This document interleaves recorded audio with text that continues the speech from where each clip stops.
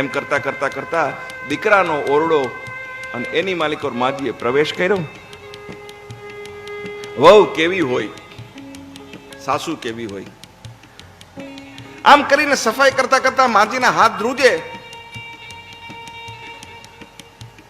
Laptop પડ્યું હતું ચાર્જમાં, એમે આમ કરીને માજીનો હાથ લાગી ગયો.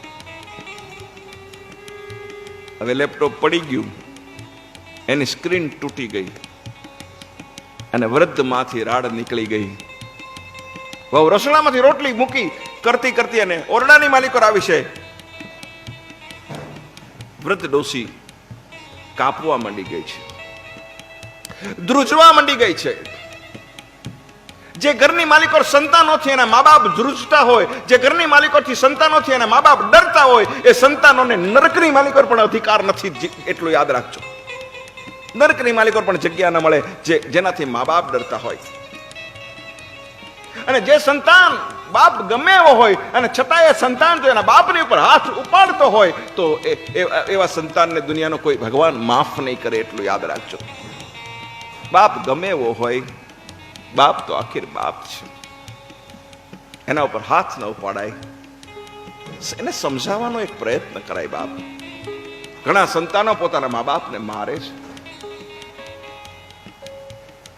ગામનું નામ તો નહીં દેવું પડે. એક ગામની માલિકોને દાદાને એના બંને દીકરાઓ લાકડીઓથી મારતા હતા. કોઈ કીધું અશ્વિનભાઈ તમે જાઓ.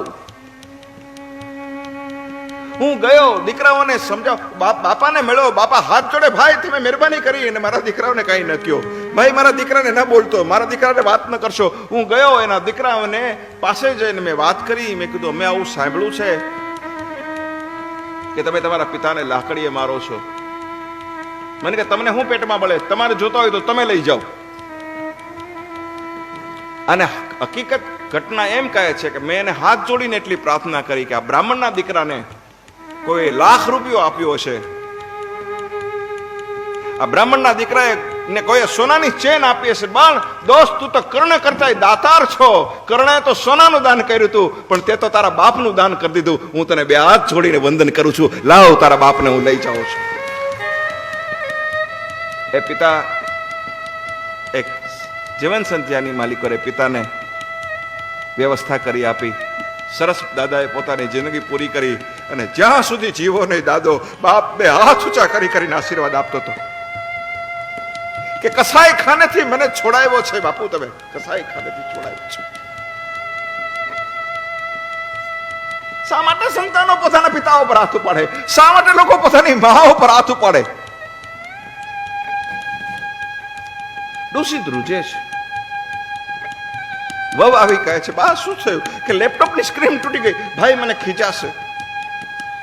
અરે બા જાઓ, તમે આરામ કરો. સાંજ પડી, દીકરો નોકરી કરીને ઘરે આવ્યો. પોતાના ઓરડાની માલિકો નાઈ ધોઈ અને ગયો છે અને ત્યાં લેપટોપની તૂટેલી સ્ક્રીન જુએ છે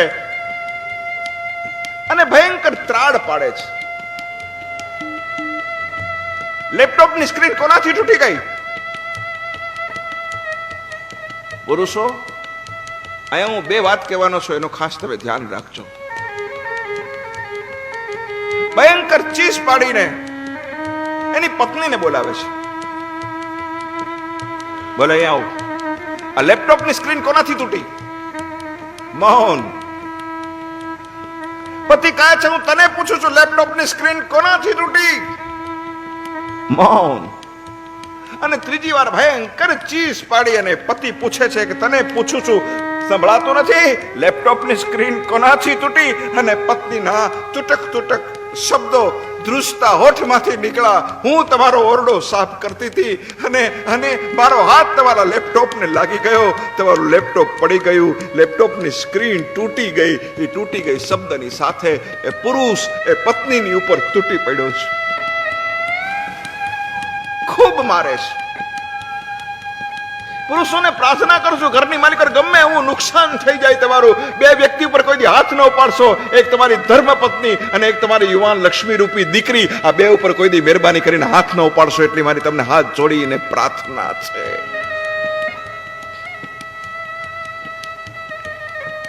ખૂબ મારે છે, ખૂબ મારે છે.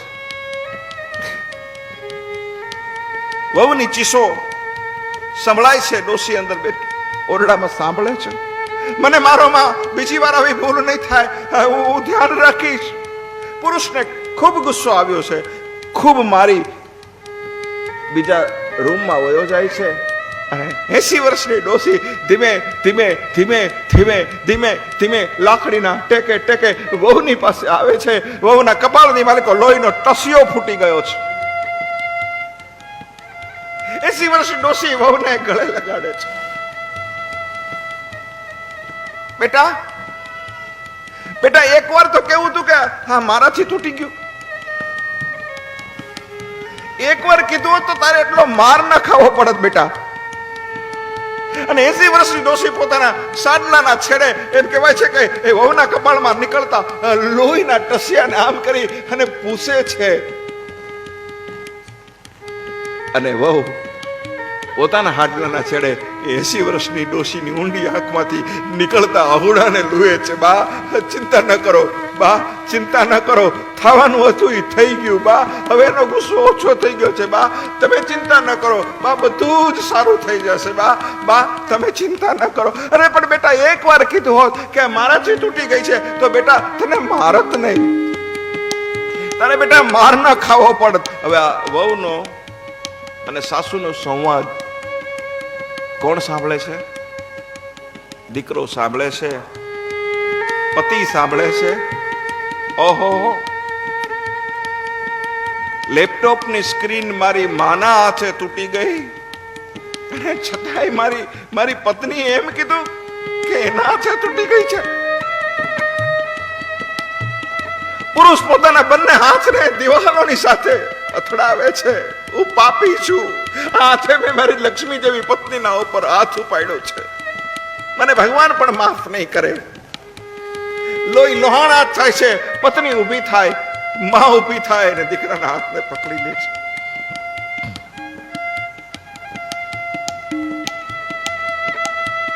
પુરુષ એ પતિ લોકોને કહે છે.